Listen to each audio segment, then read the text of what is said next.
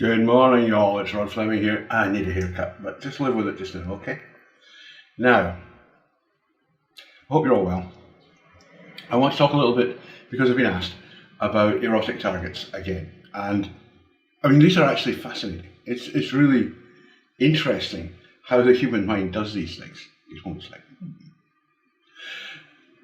Let's just go back a little bit. Let's start in early childhood. Now, the fact is that small children play with themselves regularly. I mean, it's a constant thing. If you're a parent, then you're aware that little boys play pocket billiards and little girls play with themselves, from an age like 2, 3.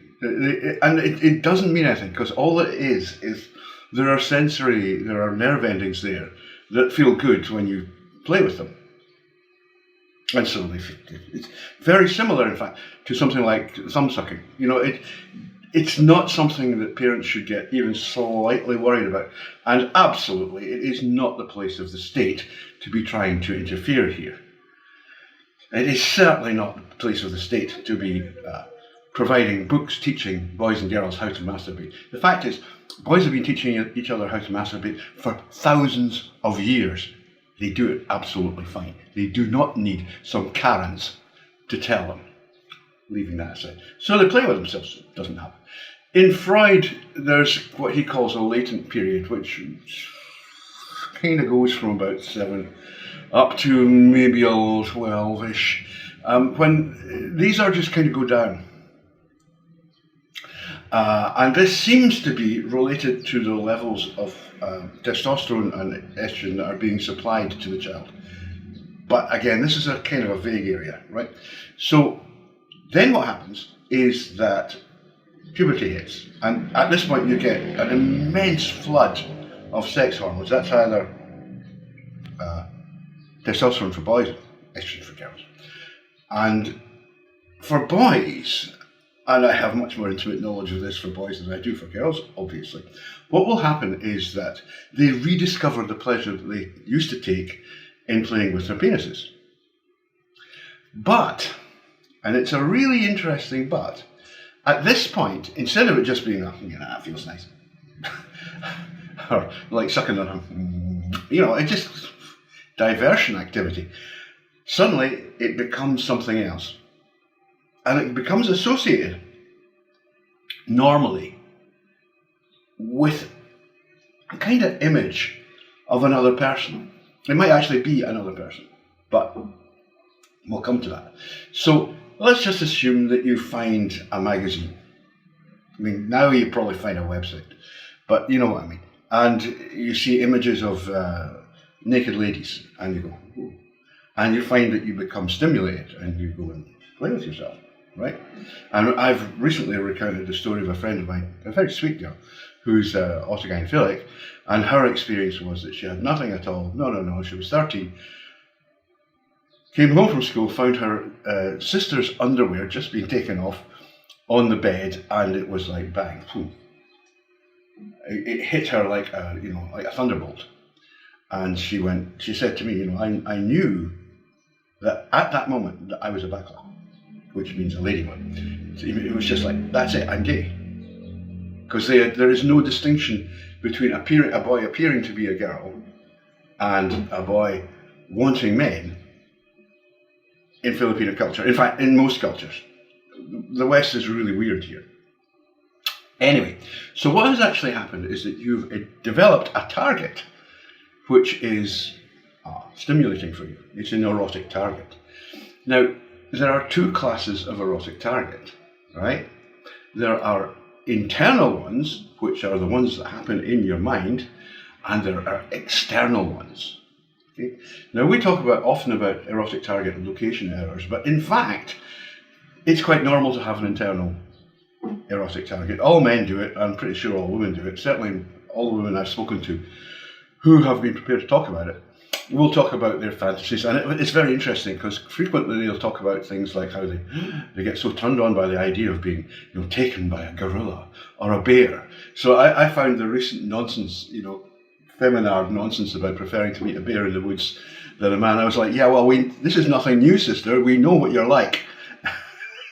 You just want them really, really huge and hairy and irresistible. That's actually what this is all about. Feminists are just utterly dishonest people. Anyway, to get back to this. So you have this, for boys, it's likely to be a girl. It's going to be a girl. Freud postulated that it would be a model of your mother. But it could be your sister, it could be your aunt, it could be, social icons. It could be like film stars or pop stars that you see and you go, I mean, I freely admit that I personally found Sophia Loren to be enormously stimulating when I was a young boy, and I still think she's pretty damn hot, It happens to all of us. You all get some kind of model that your erotic desire focuses on. And of course, your erotic desire is also your masturbatory desire. So boys, when they masturbate, they may be using something like their telephone or their,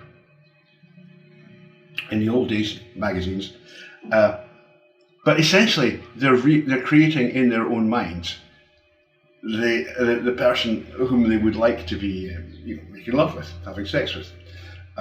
So that is actually an internal erotic target that's based on an external one. You follow what I mean? And we keep that forever. I mean, it's no trick at all for men just to masturbate, and it's the same for girls. They just do it in their head. They just imagine. For a man, just imagine. Well, most men, obviously, homosexuals are different. But for most men, well, homosexuals aren't men, but you know what I mean. For most males, you imagine an erotically stimulating female persona, and you masturbate. That's all in your head. It's an internal erotic target. It's not external. There's nobody there at all except you, so it can't be external. So this is completely normal. It's just totally normal. Everything is completely normal here. This is how it is for most people.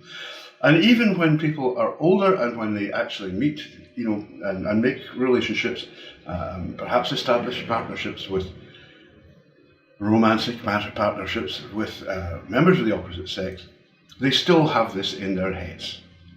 And there is no man, I refuse to believe there is any man on this planet who has not at some point been, making love to his wife and imagining that he was making love to, I don't know, Angelina Jolie or somebody else, Nobody. I mean, if men tell you that they don't do that, they're lying.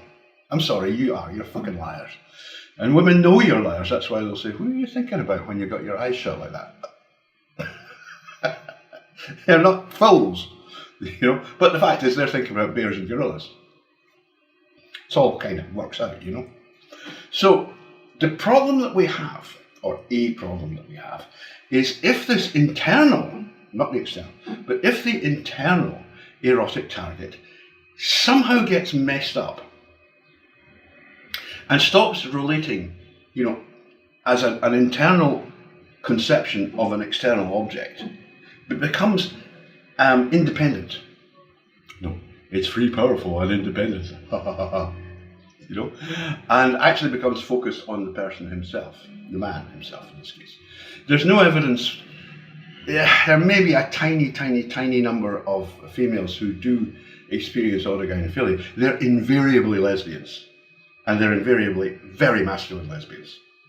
So there's a question: is this to do with sexual inversion, or is it to do with actual sex? And I would tend to think that it's a function in that case of sexual inversion. They're actually more like men, so a small percentage of them have men-type paraphilias. Anyway, leaving that to one side, the problem here is that if your mind is playing the role of your erotic target, right? So what happens if your erotic target then, and this is happening while you're masturbating, right? You're actually pleasuring yourself while thinking about this pleasurable thing. Now, it's like a tiny, tiny, tiny little step from that being the imagination of somebody else to being the imagination of yourself as somebody else. You follow? Right? So you flip, like that. It's like my friend with the underwear on the bed. She'd never masturbated. she was, as far as she was concerned, a perfectly normal schoolboy. And she went home, found her sister's underwear on the bed, put it on, immediately had to run to the bathroom, the CR it's called here, and crack one off. First time she'd ever done it. And that was it, cemented. That was her. And now she's a very beautiful young lady, and I like her. She's a very pleasant, personable person, and she's certainly attractive. It worked for her. It absolutely did work. Probably because she started so early, She started taking the hormones long before really male puberty really damaged her appearance. And she's beautiful. Simple as that. Anyway, most boys in the West don't get that opportunity, so they have a big problem here. That's what's happening. So this thing which normally should exist in your head, but be attached to the imagining of something outside your body, right, that is another person, actually gets flipped so that you become the other person. Right? Now that causes all sorts of trouble because in the first place, most autogynephilic males are not homosexuals.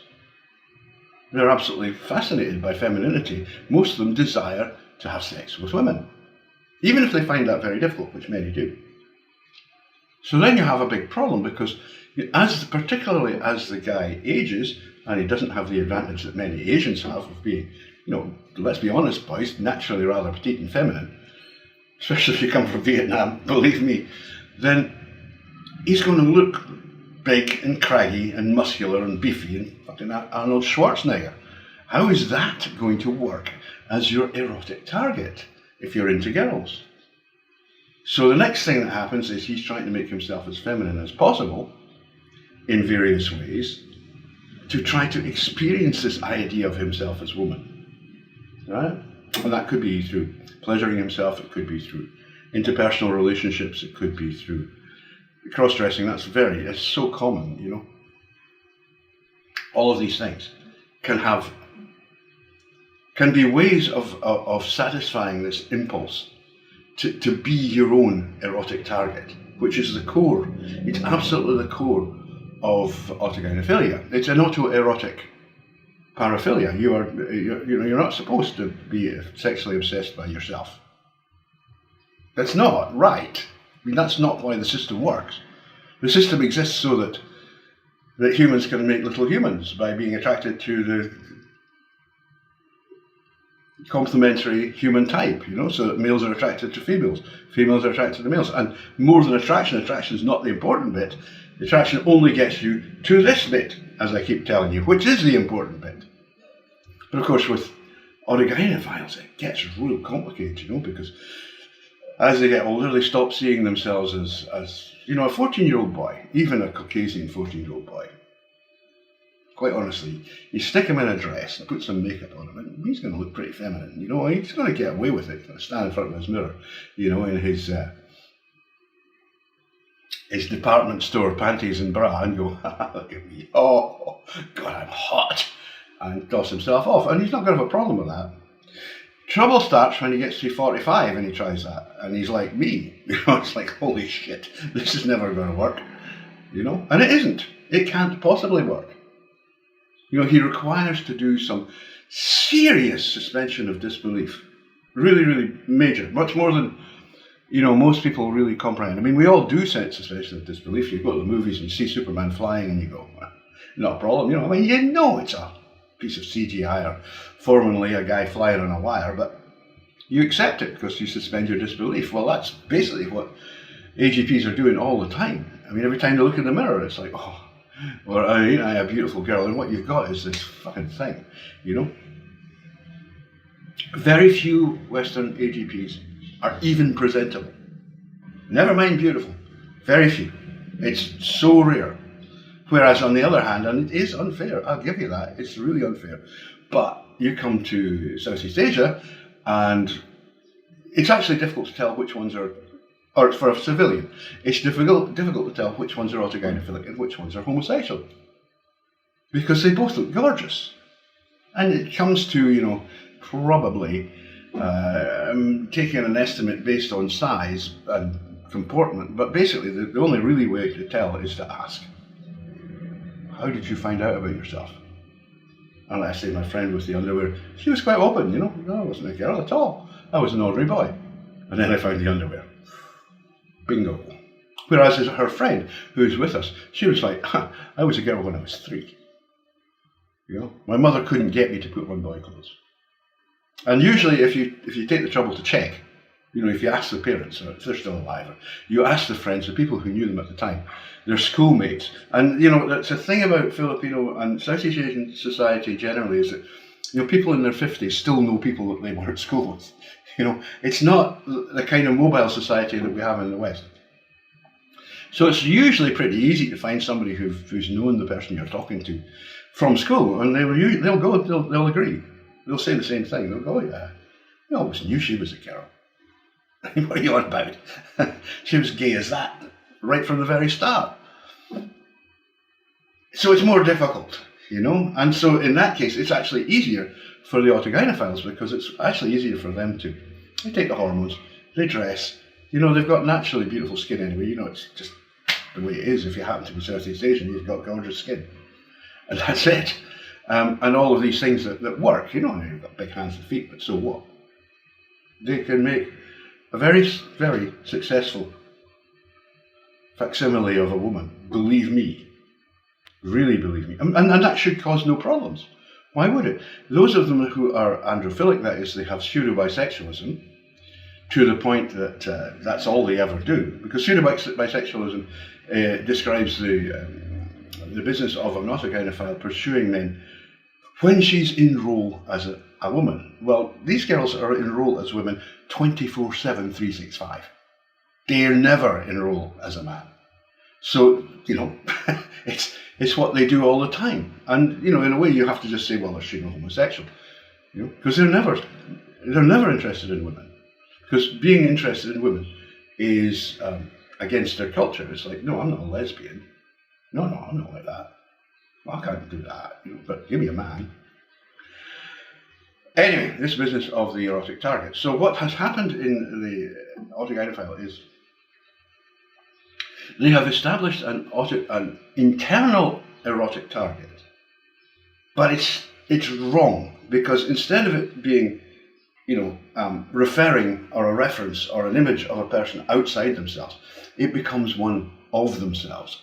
And that's why we call it the location error. I mean, calling it a location error is a little bit erroneous because, like I say, it's where all erotic targets are. They're in your mind. You know, they actually are the target. You know, your mind is doing this. But this one has been inappropriately set up. And it's not the only one. You know, there are other erroneous erotic targets. The one that immediately comes to mind is paedophilia. Now, it is absolutely not appropriate in any way at all for men to be sexually aroused by children. I mean, think about it a bit. This is supposed to be a system for reproduction. You can't reproduce with kids. You're supposed to protect kids, right? It's that simple. So we now accept, I mean, James Cantor, he's put this, it gets a lot of flack for it, but I actually agree with him here, that it's a similar sort of thing. It's an erotic target that's wrong. It's in an inappropriate erotic target, but it's still an internal erotic target. But this time, it is fixed on somebody outside the self, but it's the wrong person. It's a child. No, this is wrong. That's not right. The same could be easily said about men who are obsessed with really, really elderly women. I mean, they're no longer fertile. I mean, how could that possibly be right? It's wrong. I'm not saying it's morally wrong, although paedophilia definitely is morally wrong. It's not morally wrong to be, you know, fascinated by older women if everybody's, you know, a mature adult here. But in terms of evolution, it's as stupid as you can get. I mean, what are you going to do with them? They can't make babies anymore. You know? It's a pointless exercise in evolutionary terms. So this is the interesting thing about the erotic target, that it has this existence within the mind. You know, I mean, it refers, if it's correct, everything's correct. If it's all in the right place and it's doing the right thing, it's if you are a man, right? It refers to a female persona, body, whatever you like, outside yourself, right? Somebody out there, right? Out there, she's in a hat. It's like, oh, she's cute, she's nice, look, ooh, she's nice, she's an erotic target. And all men do this, by the way, don't fucking lie about it. Women do the same, but like I say, they have a different, they're much less, or they're generally less direct about it. They like, warmth and cuddles and security and big hairy bodies and, bears and that sort of thing. It's slightly different, but they're still there. In autogynephilia, the erotic target is the self. It existed within the self, and now it has become the self. I mean, I know this is a difficult, leap to make, but think about it. It's become the self, and I've called it in the past a succubus. I mean, it is a succubus. It's incredibly dangerous. It will destroy the guy. Now, in cultures where it's fine, it's all fine. I mean, come here, it's fine. Nobody gives a shit, because in traditional cultures all over the world, there is no distinction whatsoever between a boy who likes men and wants to be rogered by men and one who dresses as a girl. These are regarded as the same thing. That's what gay is. There's no separation, right? So I've said before, boys here will certainly get flack for being homosexual, and the fathers might beat them savagely. They're not being beaten because they're transsexual. They're being beaten because they're homosexual. Because that means you can't be a man. And fathers invest heavily in their sons in these cultures and in the masculinity of their sons. They see themselves as really masculine, so they want their sons to be really masculine. And if their son is wandering in the house going, they blow a fuse. They really do. They go nuts. And frequently it's only the mother, or in fact the grandmother is the best ally that ladyboys actually have. It's a woman's intervention that says, whoa, stop. You're going to kill that kid. Just give it a damn rest. You can't change him. He's what he is. Leave him alone. And eventually they do, and very, very few. I know it's real sad, actually. It's really sad. But very few have anything like tolerable relationships with their father. A few do. I have met some. And, they're fine. They're fine, But that's pretty rare. Most ladyboys and their fathers, it's a strained relationship. Let's put it that way. Anyway, that's getting off the point. If you're here, these issues of the exact position of your erotic target become less important because nobody cares if you're a boy who looks like a girl. They just assume you're a gay. That's it. And because the society assumes that you're a gay, you will pursue men. That's what you're expected to do. So that's what you do. And that's why the myth came around that so many, that all or nearly all ladyboys in Asia were homosexuals. They're not. They may be behaving as social homosexuals. They may be what we might call pseudo-homosexual, but they're not originally sexually inverted. They're not originally or base homosexual. What they are is they have adopted the practice of homosexual behaviour as a part of this new identity that they've created for themselves, which is as a girl, right? Girls fuck men, so come on. It's really that simple. And unfortunately, I think Westerners are so, particularly Americans, US Americans, I mean, they're so incapable of nuanced thought that it's painful sometimes. It's really painful. It's like, I can't believe that you are so bloody stupid. You put a man on the moon. I mean, you did put a man on the moon. That wasn't a lie. And yet you're too fucking stupid to realise that these things happen in terms of human sexuality. You're so thick. You don't get it. Yet you put a man on the moon. I mean, please, make it make sense, because I can't. You know what I mean? We'll get onto the business of the bloody electric plugs you use another time, How the hell you could have put a man on the moon using these things? Fuck knows. I don't know. But the erotic target, the problem is that once you've established an erotic target, you basically become something like an addict or an alcoholic. You can't get rid of it. It won't go away. You like what it does for you. It's like, well, that feels good. It's fine. It feels warm and comfortable, all the rest of the things. You read some of the narratives of drug addicts and of alcoholics, you know, it's amazing, you know, an alcoholic, one drink, that's it, can't stop. And that is actually what happens with the autogynephile. The autogynephile who is resisting this, who's saying, no, I can't do that. And quite often what they'll do is they'll overcompensate. You know, they'll get married, they'll have kids, typically very, very young. Typically their wives will be extremely attractive, very feminine, because they're nuts about femininity. And they're busy pushing back. They're saying, no, I'm not, oh no, all that stuff, thinking about me in some underwear. Oh no, I'm not going to do that. I'm not going to do it. But they're like the alcoholic. The first time they went to their daughter's bedroom, and this happened to Bruce Jenner. This happened to him in the 80s. You know, he went into his daughter's bedroom and found some underwear, and he was like, bang, that's it. All came out again. And he actually suppressed it for another 20 years, because he was like, oh, I want to be a good husband. You know, well, this is not a bad man. Don't get me wrong, I'm not saying Bruce Jenner, Caitlyn Jenner, whatever you want, is a bad person. They're fighting something that is completely toxic and incredibly destructive, and is absolutely determined to take over your soul as well as your body. And that's why I say, well, you know, my friend here, Chica, she's called, and I know many girls like this, you know, I mean, there's a lot of them here. She just happens to be one, more open than most, you know. And because she was like 13, she'd never masturbated. You know, it was her first experience of all of this. And it was triggered by finding the sister's underwear. And she immediately went, I've got this. What's this? You know, what is that?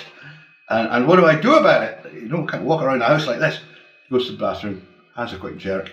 Huge orgasm, because it's the first one, you know, everybody's first orgasm is memorable. And that was it. And she said, no, that was it, that was me. I knew what I was at that point. There's no point or reason or sense in trying to do anything other than go with it. Because I recognized how powerful this was. This was me. That's what I was. I was a backlash. And of course, you do have to understand that here in the Philippines, Thailand, Cambodia, all across Southeast Asia, and in fact across Asia generally, there is shame in being homosexual. Okay? You know, why being homosexual? But if you're homosexual, there is no added shame in being transsexual. So that's what they expect you to do. You know, you're a girl anyway. You can't be a man because you're gay. You might as well. I mean, if you look good, you might as well get a pair of high heels on, mini dress and some makeup, and you'll be a star. Literally. Right? So the inversion of this position that the erotic target plays in the West is actually more emphasized because of the West's attitude towards male femininity. If the West was a lot more relaxed about 13-year-old boys going, fuck it, I'm hitting the hormones now and I'm putting on a dress, then maybe we wouldn't have so many problems of boys coming forward at 45 and going, I don't care about my family and my kids and my mortgage and my job, fuck it, I'm going to be a woman. And you look like a brickie, you know? I mean, no way are you ever going to pass. Not know how. Whereas your 13-year-old, a little bit of care, a little bit of, you know, hormones and skincare products, and a little bit of common sense, a little bit of visits to the gym to develop the correct muscle groups and a good fashion eye, decent hairdo, you're going to be a killer. You're going to be like, ooh, men are going to, especially Western men. I mean, Asian men will get you like that. You are instantly clocked. But Western guys are going to go, gee whiz, look at the legs on that girl. And the girl's standing there going,